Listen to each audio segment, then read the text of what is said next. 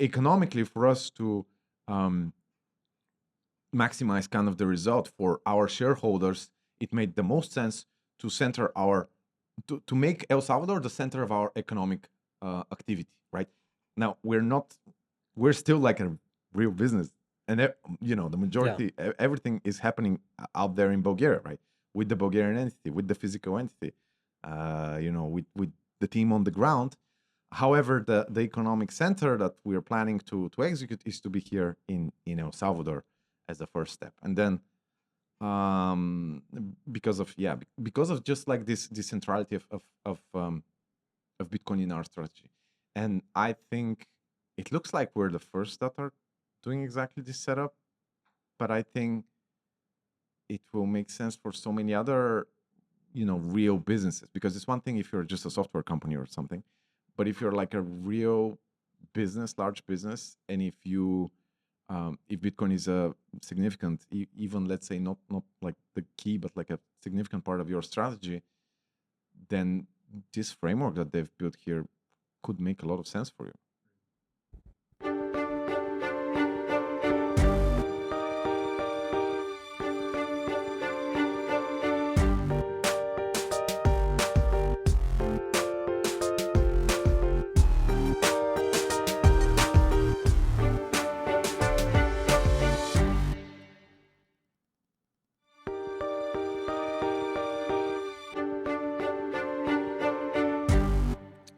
George, how's the weather been treating you here? Oh man, it's humid plus scale. This is one of the worst months at the beach, so Yeah, you'll have to come back in January or February when I, it's perfect. This I'm is definitely yeah, coming back. we're sweating right now. Yeah. Uh so explain to me, how does a Bulgarian football team, or soccer for our American audience out there, come to want to have their holding company be in El Salvador? Right. Explain that to me. Yeah, well, it's a no-brainer. I mean, seriously, for everyone who looked into it. So then there's actually like several things. First of all, you have to understand that Bitcoin is uh, pretty much destined to become the global reserve currency. And so once you understand that, you know that you want to position your organization, business, in our case, a club, to be using and leveraging and to be part of this growing network, right? The Bitcoin network. Once you understand that, which requires a lot of work, um, but once you get there, then you're like, okay, what strategy can we devise so we can get the most out of the network? And when I mean the network, I mean financial, social, technological also level of the network. And then, in our case, what we have decided to do is that over time we want to decentralize ownership of the club. And how do we do this? Where do we do this? In a way that is clear, understandable, with easily defined rules, all while we have Bitcoin as a key part within our strategy. There's like Salvador is the obvious answer. There's literally no hesitation whatsoever. And to be even more precise, so in our case, Bitcoin as an asset is a long-term strategy. So in any other country in the world, there is capital gains taxes on Bitcoin, right? So if Bitcoin goes up in fiat value, and you decide to sell it or convert to convert for like other goods and services, you Yeah. still owe a tax. Here, it's just money, right? What it should be. As yesterday there was this event here. Stacy Herbert said it's Bitcoin is commodity, is money. Everything else is securities, right? Here, Bitcoin is money. And then there's also now what the government here has done is to actually define very clear rules for digital securities, uh, enabling us to do this decentralization of the club ownership. So And basically raise and sell equity in the yes, team in exchange for equity yeah, that's put in. yeah, people will be able to go and become co-owners of the club, to become shareholders of the club. And excitingly, again, like the government has put rules in place, which, basically, how should you say, like there's zero taxes on Bitcoin because it's money, and there's no taxes basically for us as a digital asset issuer right now in the environment in El Salvador. So it's literally like, hey guys, we're giving you the rules and the framework according to which you can realize your dreams. Come and do it. So Yeah. that's kind of what we're doing. So let's step back a minute and give people a little history of the football club that you're working with. And then I'm curious as to was this your idea? Was it the owner of the club came with this? Was this influenced at all by what Peter McCormick's done with Real Bedford? Right. Yeah, so give us a little history. I know the Sure. team, your guys' team plays at a much higher echelon than their team, but I'm just curious how that all comes together and where the idea came from. Sure. So our owner bought the club, bought Botev Plovdiv 3 years ago, about 3 years ago, about right the time when here in El Salvador, kind of the Bitcoin adoption started on a governmental level, and the time at the time the club was not doing particularly well, especially in terms of finances. It was not doing well at all. So ever since then, he's been investing into growing the club, into improving on the business level, but also very importantly on the player level, right? But it's a very old It's club with a lot of Yeah, no, history in it's Bulgaria, Bulgaria's right? oldest football club, Okay. based in Europe's oldest city, which is Plovdiv, where I was born as well. And we actually just recently became part of the International Club of Pioneers, which is a club of the oldest football clubs in every country. So yeah, it's like we have very rich history. Right now in Bulgaria, we're like the third largest club in terms of fan base. We just got the brand new stadium that was opened 1 year ago. So it's the most modern facility in the country. And how many seats? It's 8,600 seats. And do you guys fill it? So this is the interesting part. Yeah, we filled it on the first opening game.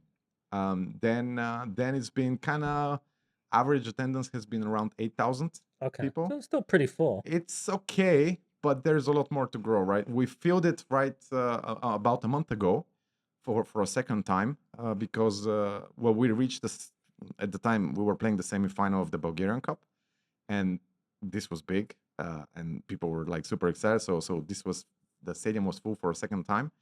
We won. Then we came to even won the cup on the final, Nice. which was huge, and kind of speaks a lot to the work that's been done on the football level.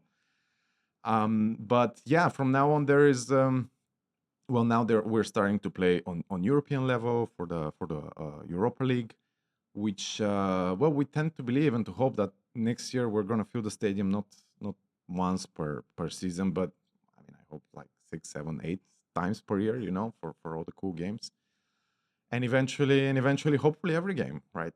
As it happens to large European clubs overall, in Italy, in Germany, UK, and so on and so forth. But so yeah, coming back to your question, so 3 years ago, Anton bought it. He's been working a lot to just like put the right things in place because, as we discussed before, the talk, a football club is a very complex organism.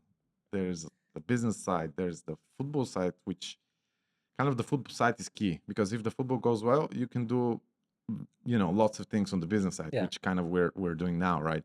If the football does not go well, and you have lots of fans, which is in our case tens of thousands of people who can get very angry, and rightfully so, right?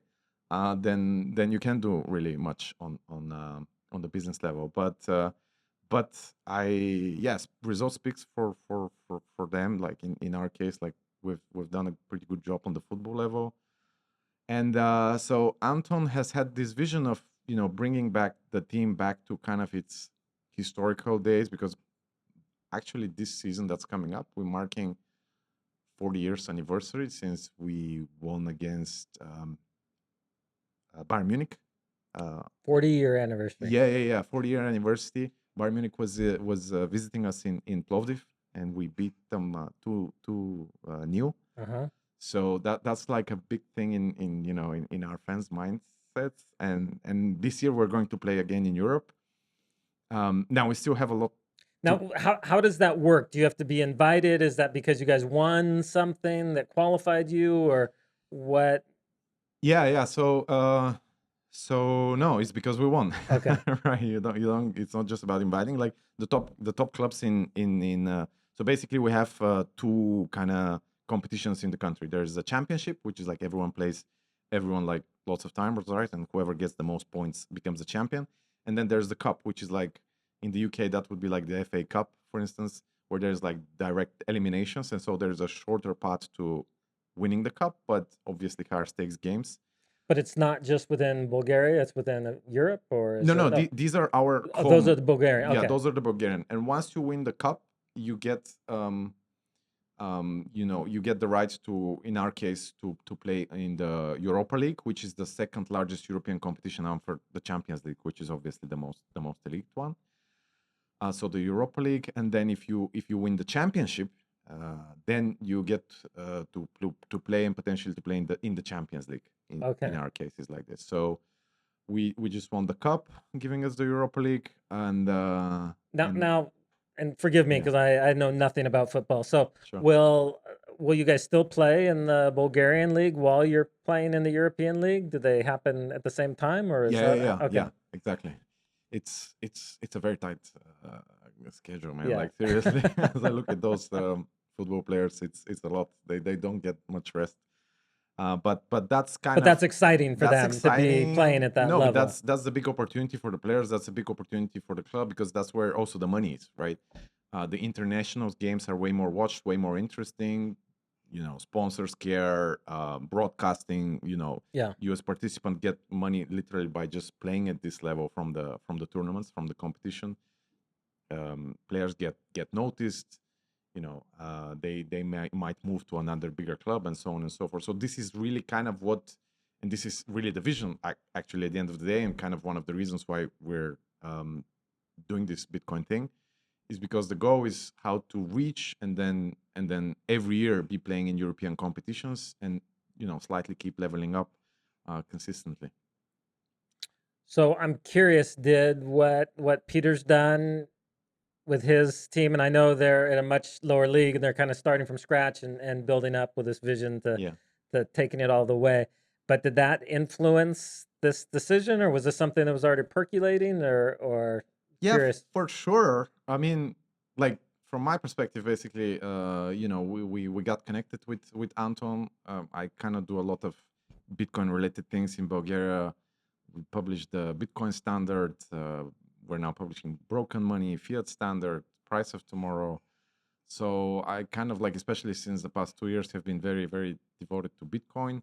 And then we got connected, and he had this idea that he wants to do something with Bitcoin. He already knew of he had noticed like what Peter has done, Hmm. uh, but it wasn't like a very, let's say, clear.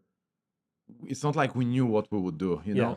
like in many things in life, we just and in my mind, like Anton understood very well that Bitcoin is gonna play a very big role in the world, right? And Bitcoin is an international brand that you can use without paying royalties to anyone. And also it's like a unanimously positive thing, right? As a concept, as something that's happening. So he was like, he was looking for somebody to lead this project, to project manage, if you want to make it happen, right? To execute it all. And I was like, frankly, at this point, one of those things in life, which is like unreal. That's happening in my country, in my city. So yeah, there wasn't like a clear path. Obviously, the fact that Peter started this like helped, and even kind of how good he's been doing over the past month Yeah. also helps. Because it kind of validates that we could do also great things. Um, so yeah, but the actual strategy has been it's been You're changing and figuring that adapt. out. Yeah. You're Yeah. figuring out on the way. As you It's go like, along. frankly, like when I was starting, even I was like, I mean, this is super cool, but we've never done it. And I was like, do we do this? Do we not do it? I don't know, like Yeah. how this is done, but at some point, it's like, I mean, I must try it because it can have such a huge positive impact back home, but also internationally as well. So in a second, I'm going to ask a little bit about your Bitcoin background, but we got to do the ask to tell people to make sure that they review the podcast to make sure people know about it. We do a lot of work in here to make sure that we get this right. So we want people to be able to hear it, and the algorithms care about the reviews. So please do us a favor, review it. And if you could also subscribe if you're watching on YouTube, that makes a huge difference for this. So we want to know your Bitcoin story and how it came to, bring you together to helping run this football club. Right. Well, so I got in crypto first in 2017. Was in Bulgaria, attended a lecture by a friend, was talking mostly about Ethereum, although Bitcoin a little bit, and it was like really, he was super passionate about Yeah. it, which is contagious kind of. But I kind of let it go, and then after some time saw the price of Ethereum go up a lot, and I was like, I should pay more attention to it. In 2017, then I was also working on this project that was raising money, and we saw all the ICOs raising the crazy amounts of money. And so we decided, we're going to do something around ICOs, right? So I worked on this ridiculously stupid project. But it is what it is, right? What was your coin called? Leap. Leap. Yes. Leap. It was a good coin, you know. But yeah, it was a total failure in many ways.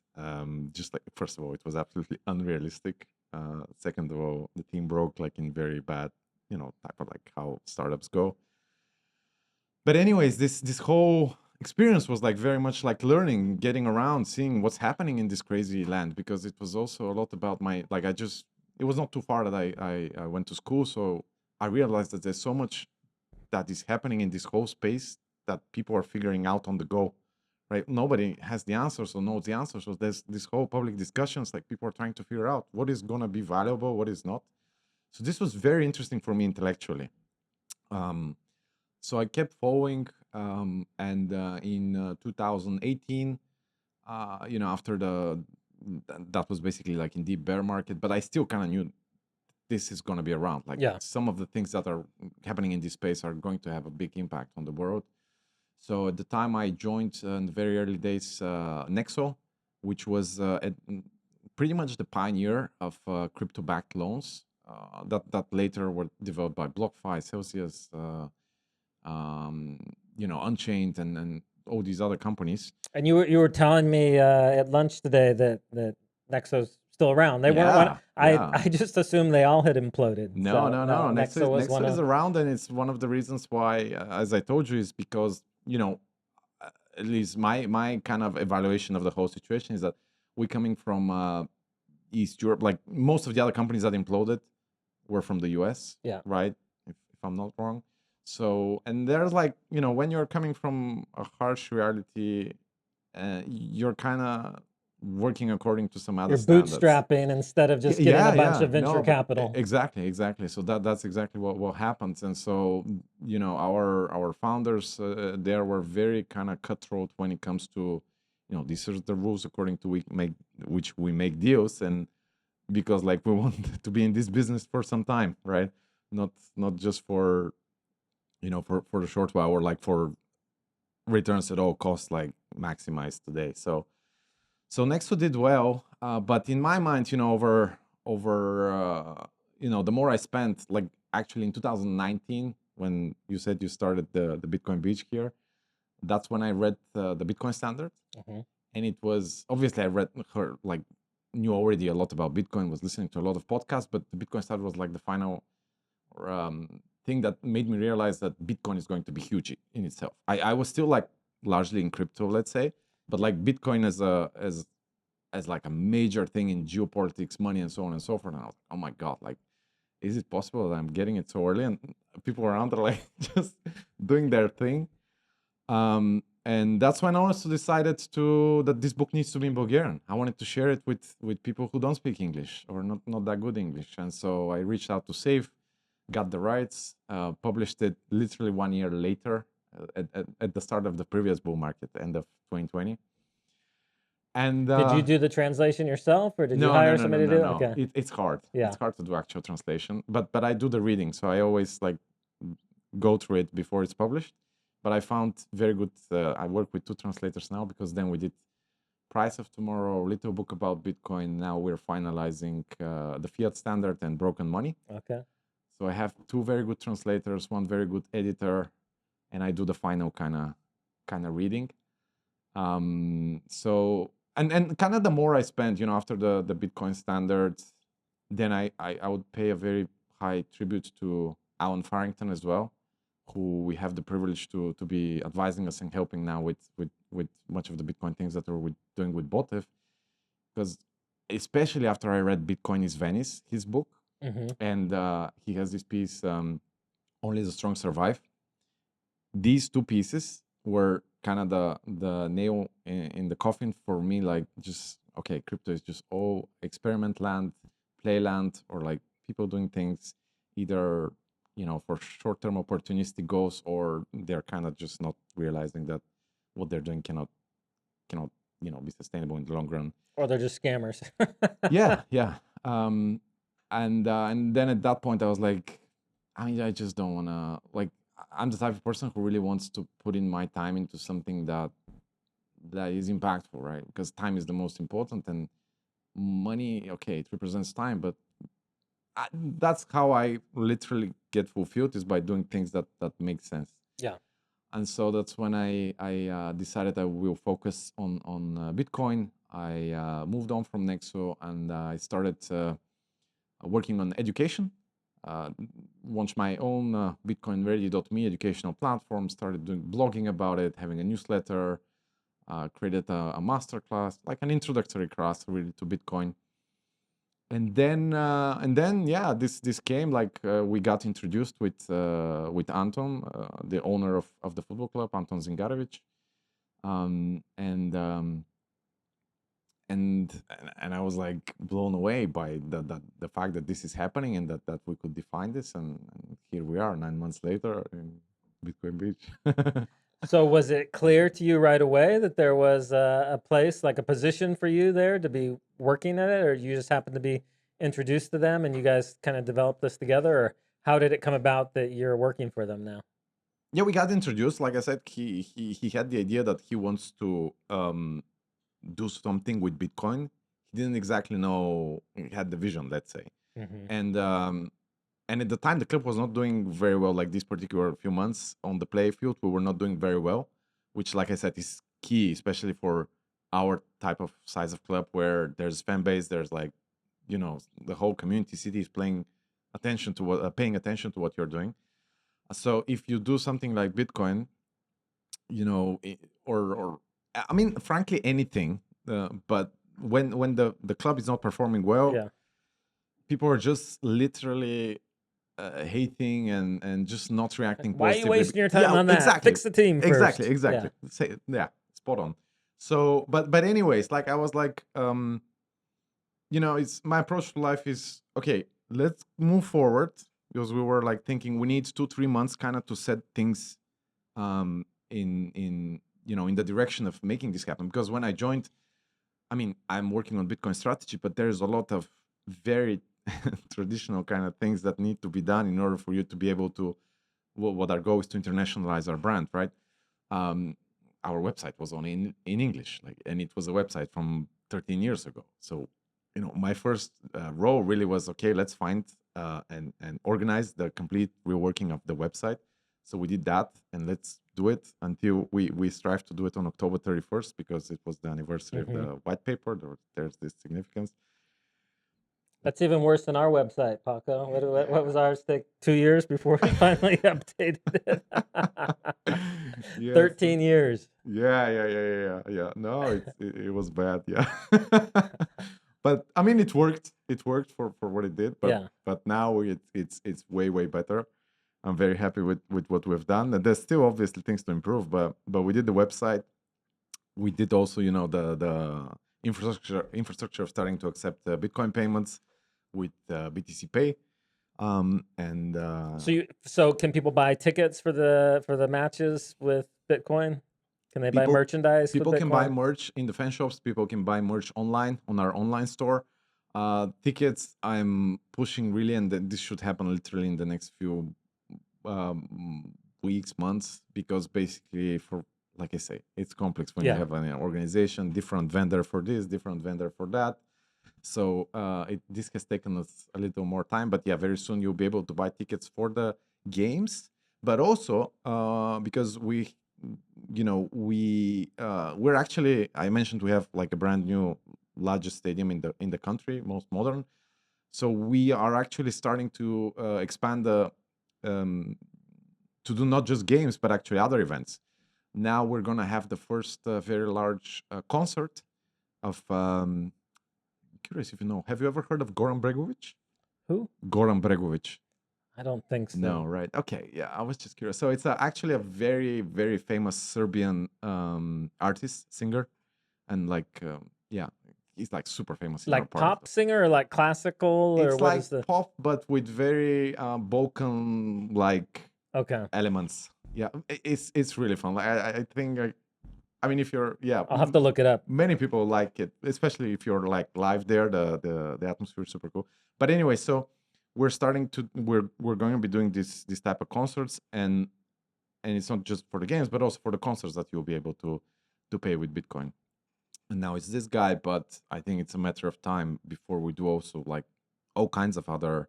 We want this to be, our stadium to grow it as a business, and as a business, it's not just the games, because games you have maybe 2 months, 2 times per month, right? But outside of this, there's so many other ways in which you can monetize this facility. There's commercial facilities. There's, like I say, big. It can be a concert. I don't know, like if and what. Like I was just at Madeira, at another stadium where Andre Loja created like a Bitcoin conference. In theory, we could do that. I don't know if we do it, frankly, like because there's so many conferences right now. But in theory, we could, Yeah. do a conference about Bitcoin or whatever, So there's a lot kind of to do this, and yeah, like now that we are really on a path to integrate Bitcoin, because what we have as a vision is to build like a 360-degree Bitcoin football club, but this is going to be part of the stadium. So in all of these various activities that are not necessarily football related, Bitcoin will be present in one way or another. So do you guys have like, is it integrated in the jerseys and the signage in the fields, or is that long-term plan? Or Yeah, we have it on the jerseys. Okay. On every jersey, we have Bitcoin. We have John Tree's partner for us this season. We have, but we are open actually and talking to a lot of other companies potentially for how they could be positioned, how they want to reach our existing audience, international audience for this upcoming season. And so Bitcoin companies, you guys are looking for sponsorships yeah. from. No, I mean it's an amazing fit for them to be able to come in, especially if they want to reach the European audience. Yeah, especially the European audience. Exactly, that's the biggest. Exactly, because we're now entering, like I said, Europa League. Yeah. So it's going to be international games. It's going to be international coverage. Also in within our country, that's a big, not just our fans, but like overall the whole country would be watching these type of games. And there's a lot of we'll start. We're in the advanced stages of also being able to broadcast the games internationally, because right now, like, anyways, like there's some work to be done on this level. And there is like the thing I'm very excited about is like it's not just about the games. It's not just about the European level. It's also about the, like, once you start thinking about the type of things that you can do just from a content-wise perspective, from a sensational or curiosity type of perspective that you can do when you have like a big stadium, when you have like full stadium with people. There's some very crazy ideas of things that you can do, and I think it's just a question of time before we do. So I think we have some footage. Joe Nakamoto came to visit you guys, right? That's right. Are we able to pull that up, Paco? Just to give people kind of a sense of, if you're just listening to a podcast, you'll have to imagine the stadium, but it's pretty remarkable. A major league professional football club has adopted Bitcoin.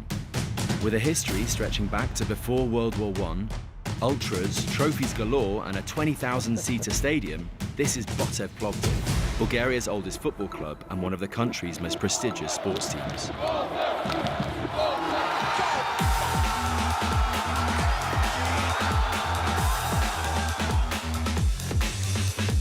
The move to attract Bitcoin has netted international attention, recognition from Bitcoin advocates, and even hostility from the ultra fan base. We'll have to talk about that. So This to be the for the catalyst Bitcoin to companies build that are out there, this is your chance right here to be a sponsor of this team right. that's making waves. But I want to hear about that last part. He said that some of the fan base is it's kind of like, I mean, we've faced our fair share of that here in El Salvador when Yeah. they announced the Yeah, adoption. right. What was that reaction? Yeah, yeah. No, actually, it's very interesting, especially now that I'm here and talking to people and kind of seeing what's happening. I think there's so many similarities between El Salvador and our club. It's just like El Salvador on a country level, Yeah. we know football level because nobody knew of El Salvador before they did it, or very few people. Nobody knew internationally. You wouldn't be or here very if they few. hadn't done Yeah, that. Yeah. I wouldn't be here. We have even now people starting to visit in Plovdiv for this. They, Johnny Kamoto wouldn't be there, right? Yeah. Um, and so when you do this, like, why do this? Like, why Nape did it? Why we did it? Well, because we've done the work, we have the vision, and we have like the absolute conviction that this is going to be super positive for our club if we do the work consistently over weeks, months, and years. And obviously for him on the national level. But obviously, most people in El Salvador, still don't understand it. It's actually like it's not the most important part. Like here for El Salvador, for the guys, what's important? Safety. And everyone is like absolutely loves El Salvador because Nape has secured this safety. For our fans, it's a smaller audience, like tens of thousands of people, not millions. But what do they care about? Well, that we win on Winning. the field, right? But then, the owner is thinking of down the line. Okay, what can we do so we keep on winning and winning ever bigger and bigger? And Bitcoin is a crucial part of this, of our success and of their success. But of course, like and I've come to kind of be completely in peace and understanding with this, that it's everyone comes from his own perspective, and it takes time for people to get it. It takes time for you to, let's say, face a particular problem maybe in life to get it. So it's normal that many people will be absolutely just neutral to what's happening, and some may say, oh, that's like something completely not related, because there is like a small, let's say, frankly, like very, very little. Yeah. And I'm very happy about this because I expected a little more, let's say, oh, what the hell is this? But still, like, very little people are like, hey, what does this have to the club to do with club? That's what I've heard from actual, because we have also some people, Bitcoiners, who are also fan of the club, which are like super in love with what we're doing. And so one of the guys was literally saying a few days ago, yeah, I posted something about Bitcoin in a general fan group, and people were like, oh, this is not for here, blah blah blah blah. And I'm like, okay, it's okay. Give them some time. Yeah. We keep doing the work. We keep doing Keep the winning. things. Yeah, keep winning, and we'll get them on our side. And specifically, what's the actual super crazy thing, or like I'm super excited, is because the club Botev is actually named after our patron, who is Christo Botev, who used to be. It's basically one of the top two most renowned and respected revolutionaries and historical figures in our history, because 148 years ago he passed away. He died as he fought for Bulgaria's freedom from the Ottoman Empire at the time. And this guy, he was a complete visionary as well of his time. He bought for the freedom of our people, but he also, especially when you see, he was a poet too. And so when you read his poems, or specific parts of them, he was a freedom lover. I mean, really, like, he fought. Like, there's this line he has, something like, only one who is free can truly be called human. There was this, other things about governments even, and so on and so forth, that I'm not going to quote here, but he was truly a freedom lover. And I'm like, one of those things that if he was living in this time, I'm sure he would have been a Bitcoiner. And so many of these values that he stood for, right, and that our fan base is actually, we're very connected to this to this historical figure. Like, every time there's an anniversary of his birth, of his being shot, we pay he was tribute. shot. Yeah, he was shot by the Ottomans. But we have this saying that, and he actually had it in one of these poems, that one who falls fighting for freedom does not really die. Like, he remains eternal, right? There's this really, even I would say, deeply believe the continuation of these values that he pushed for, that our club stands for, are so much in harmony with what Bitcoin is, right? Because if without economic freedom, Yeah. what other freedom do you have? So what's been the reaction from the players? Not much reaction, to be completely fair, so far. There's been some interest. Do they have the option of being paid their salaries in Yes. Bitcoin? So actually, right now that I'm not the salaries, because of Bulgarian law, it's like the actual salaries can only be paid in the local currency, Okay.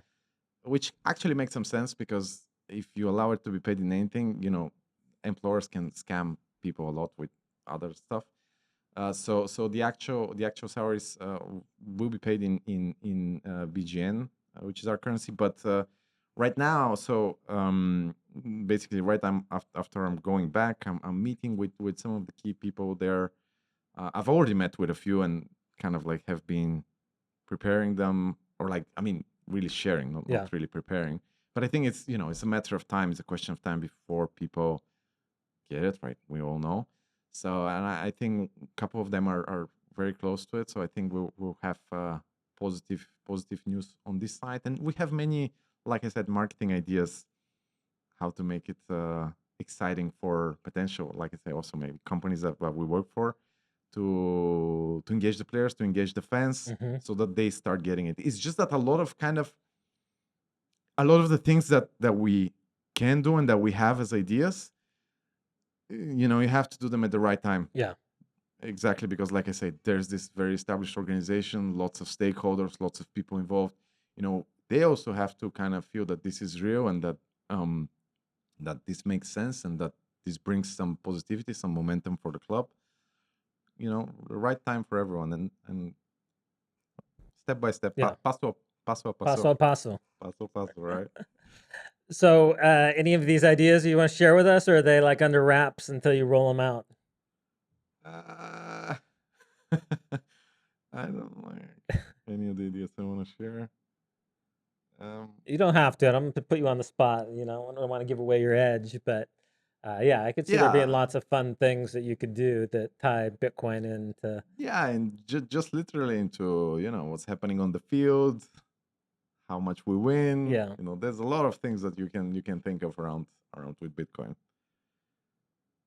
So was it your idea to come here and set up the holding company in El Salvador, and how was that received? Does that seem like crazy? Like we're gonna Right. leave? Wait, we're gonna leave Europe and we're gonna go to the small Central American country to set up our holding company? Right. So it was a process, like everything, literally everything that we're doing. We rarely have the end.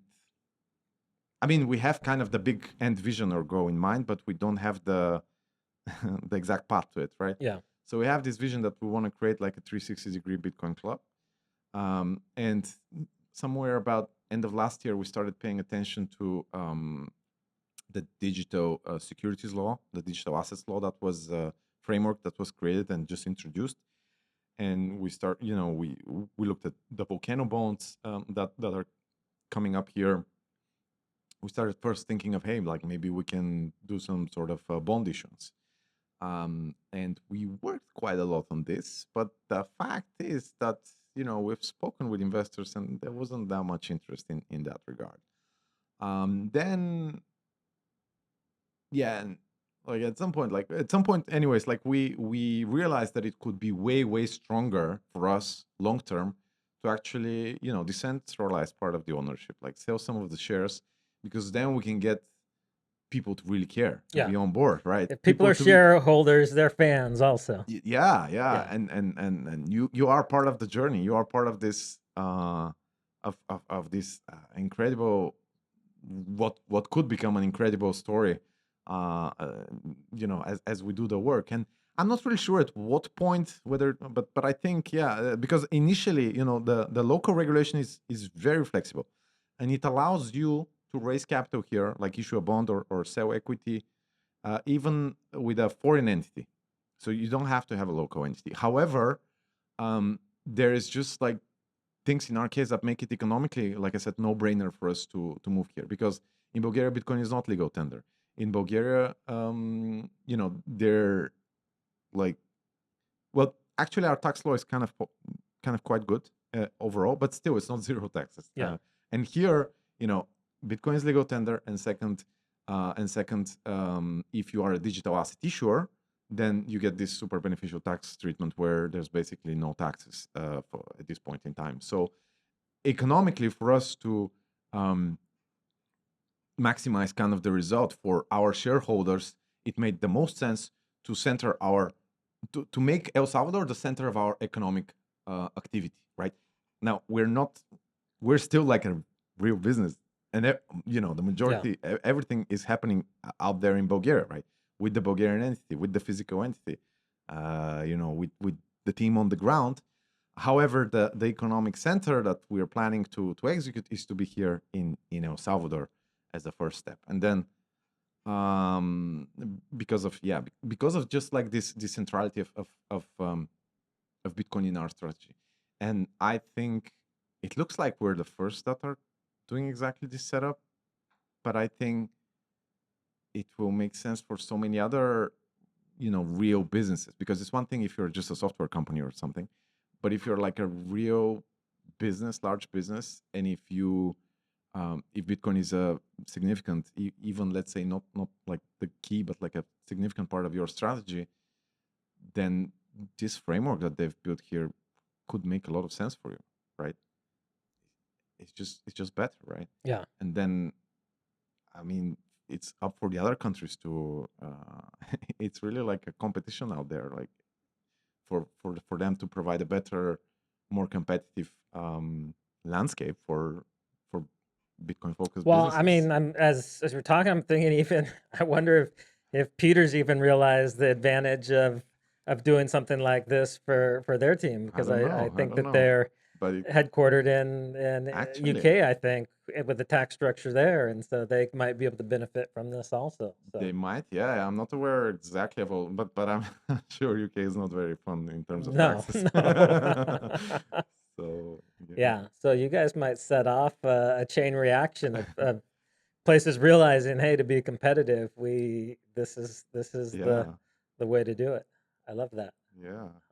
So that's going to be exciting for you to be leading this. What's your official position there? Are you the chief Bitcoin adoption advisor, or what's the? I go by Bitcoin director. Okay, Bitcoin director. I love it. Yeah. We need to get you a shirt made. Yeah.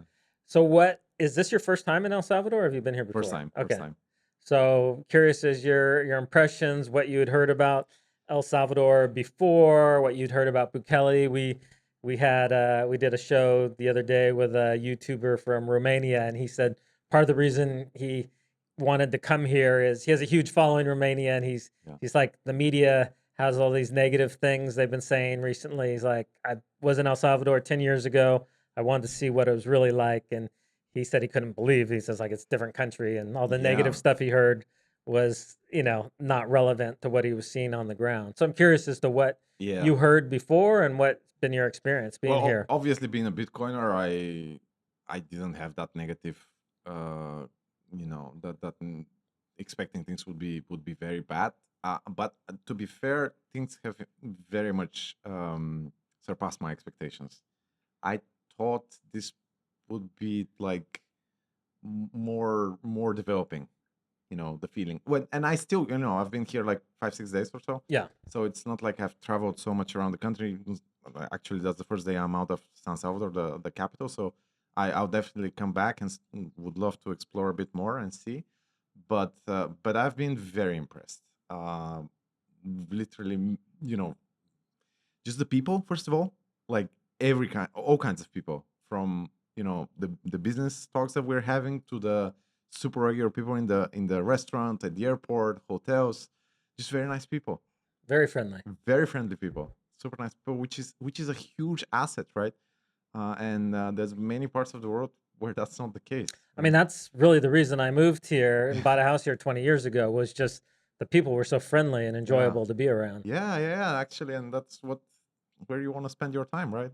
Yeah. Good people, good vibes, your life is better. So that's one thing. Um, there's like, yes, there's actually some negative media, I think. Not very much because I largely ignore traditional media, but I think I've seen like some negative media back in Bulgaria about El Salvador, and even my parents were like, "Oh, be very careful," with red stuff, and I'm like, "Mama, like I talk to people there, they say it's safe," you know, and I go and like what is actually like I've spoken to a lot of people here, international, but also like several locals and talk to them a lot. They're like, "This is a miracle." Like 4 or 5 years ago, you couldn't Oh imagine man. running around, going for a jog or riding your bike or even like walking to work. It's like unimaginable. And now it's Bukele says, safest country in the Western Hemisphere. So it's impressive to also see the people being so happy with the change and just the average person. So that is very impressive. So it has definitely surpassed my expectations. And then in terms of like people I meet, even right now that we met Jeff, your friend, Hmm. but all these other people I'm meeting here, I feel like this is really becoming the land of opportunities just because of this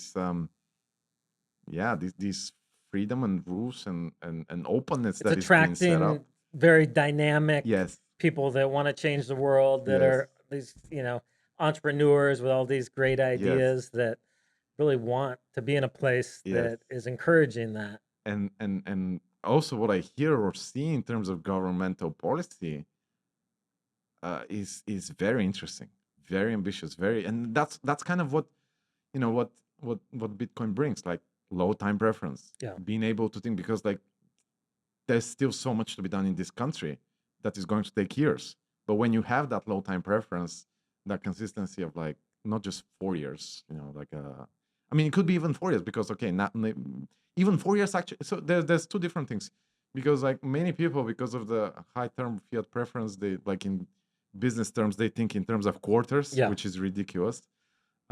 Because what can you do in a quarter?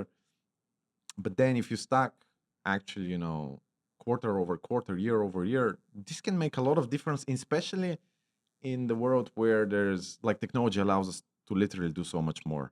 Um, and so when you combine this with not looking for the highest return within the next quarter or the next year, uh, you can really, really make very, very big things. And I'm super excited about what this could become.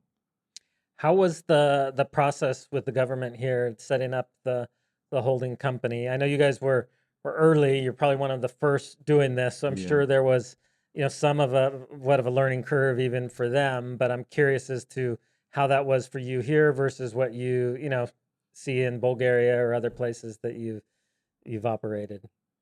Um, well, I don't know, like if I can compare it very much to Bulgaria because it's kind of different there. Me being local, Yeah. but here it was. Now that you're asking, it was also very, and you know, people may ask because I say these positive things, and at some point it might seem like, oh my god, like he's propagating here, but it's actually, it is the way it is. So from the very first moment when we started looking for contacts in El Salvador, like people very quickly start to, like connect to this guy. Like there's for example here there's a Bitcoin association. Hmm. The Bitcoin association immediately connected us with several people, got on a quick call. They put us in, kind of gave us a good perspective. Then we got on a few more calls, in our case with law firms and consulting firms. All of the people, frankly, like in these various places, were friendly and positive. um, We've been obviously working a lot with Bitfinex Securities because that's kind of where we plan to do the equity Hmm. issuance. So they've been helpful also with introductions. Um, and the actual company incorporation took about 2 weeks, which was actually quite straightforward. Yeah, it was very easy. Just like fill in a very simple, straightforward form, and then the law firm did it. So it's been quite easy. And interestingly, not just from my perspective, I actually have another friend back in Bulgaria. Literally 10 days ago, when I said I'm coming, he said like, "Hey, let's keep in touch." We talked to him because he's also considering to do a business here. And we get on the phone. He's like, man, like these guys are very friendly, open-minded. It's very different because he's done things a lot along other Latin American and in general Yeah. across the world. He's like, in many other places, it's hard to, for people to reply, or they don't reply not clearly, or it's just like hard to do work. Here it seems like quite well, the first impression. So I mean, maybe to balance it out, I think there's definitely room for improvement. Yeah. Okay, right? It's not like paradise. There's a lot of room for improvement, and I think also this is the big opportunity, because now there's the, let's say, high skilled, ambitious, open-minded, enthusiastic people coming up here. At the same time, I could see, at least my impression is that the mass amount of people here are not, let's say, not that high skilled Yeah. labor. There's definitely There's a locals skill that- set yes, gap right now. There's skill set gap, between many locals and what is happening. But that's what also this is gonna be, I guess, like the big thing for the government and for the policies that are put in place, in general, how things are set up, so that vast majorities of people can level up as well. Yeah. Because this is you don't want to end up in a situation where, again, like you have very wealthy, very just like capable people and others who are very far from that. So No, that's why I think it's so important that they've really been focusing on education. They're specifically around the Bitcoin and the tech but space. not only, and but yeah, Bitcoin is a big starting point. Like what met John from Mi Primera Bitcoin, what they're doing is impressive, man. The numbers he's sharing, I'm like, no, they're great. The Kubo Plus thing that they're doing with the Bitcoin office with Stacy. I mean, there's all these the Taurus Dev that's doing another there's all these different things that are really leveling up. I mean, I've seen even in the last couple years how quickly this skill kind of rises to the top. And so I think there's a short term, that's a little bit of a challenge, but I think 5 years from now, you're going to see this new crop of engineers and coders and, all these people to fill these opportunities that are coming. Absolutely. So, well, I'm excited to start following you guys, especially you said you're going to be, you guys are working on a distribution deal to be on television worldwide. Oh, yes. Okay. Yes. So we can follow you, but that's not on television, but online. Online. Okay. Online, yes. Okay. But, So we'll have, where is that available already, or is that something No, that's not coming? yet. Okay. It's coming. So you'll have to let us know when that's sure. done, so we can put the announcement out to the Bitcoin space, their new favorite team. For sure. Where And there's also, it's not just on TV. I mean, we're in real person, life too. No, I've never been to Bulgaria, so this may be a that's good excuse exciting, for me to next time you or your audience is in Europe, or if they are in Europe, it's literally, and they can stay at your house, right? if you recommend them. But yeah, there's direct flight from London straight to Plovdiv, and a few other cities. The Sofia is very close by, which is the capital. It's like an hour and a half drive. And there's a lot of Bitcoin things happening there actually too as well. Like right now, I'm actually literally flying tomorrow, and then Sunday I'm going straight to a conference, Bitcoin conference in Sofia. In Sofia. Yes. Okay. Alex, I know there's the one going on in Prague. it's right before the Prague one. Okay. So my dear friend Plamen Andronov, who is also a YouTuber, you might have heard. He came here too, Bulgaria's largest YouTuber on Bitcoin. He organizes this event, and it's the third actual Bitcoin conference he's doing, and he tries to do it around another big conference. So cool speakers come, like we have this time Alex Svetsky, awesome. Prince Philip, Alan Farrington, Luke Broyles, and you guys got a great lineup. Yeah, really cool lineup. So we have conferences, what we're happening, like in Plovdiv, we have a weekly meetup, we have a Bitcoin bakery, and I hope to have other things, Well, we need to get a circular economy going there yeah. now that you've got the football team orange pilled. Exactly. It's, again, like we said, step by step. Well, where can people support you guys, follow you? Is the team on Twitter? What's the Yeah, give us the lowdown of how they can uh, become fans? of course. So we have our website, which is BotevPlovdiv.bg for Okay, how are people Bulgarian. going to find that? I mean, I can't even imagine how to. You got to spell that out for us or something. So, But I guess the what's the short, easiest way for them to find it? Because they're not going to find it that way. yeah, So, easiest is on Twitter, uh-huh. which is like Botev, Okay. How do you spell it? BOTEV Okay. _EN. Okay. That's on Twitter, and from there you can find anything else. Perfect. And we're also on Noster, by the way, Okay. which has been Awesome. quite exciting. So we also wanted to make something new there. So we're the first football club on Noster. Really? Yeah, and That's sweet. it's fun and it's sweet, and we have a growing I traction of think followers there, man. I think Block needs to sponsor you guys. We have to get Jack Dorsey on board there. You guys are the first ones on Noster. You're a Bitcoin team. I mean, Yeah. that's a natural for them. Yeah. No, Nostr is huge. Like, and I'm actually very excited for it, and especially after, things expand now. There's other things we'll be doing, and there's so much of the things that are happening that I don't even know today, right? Yeah.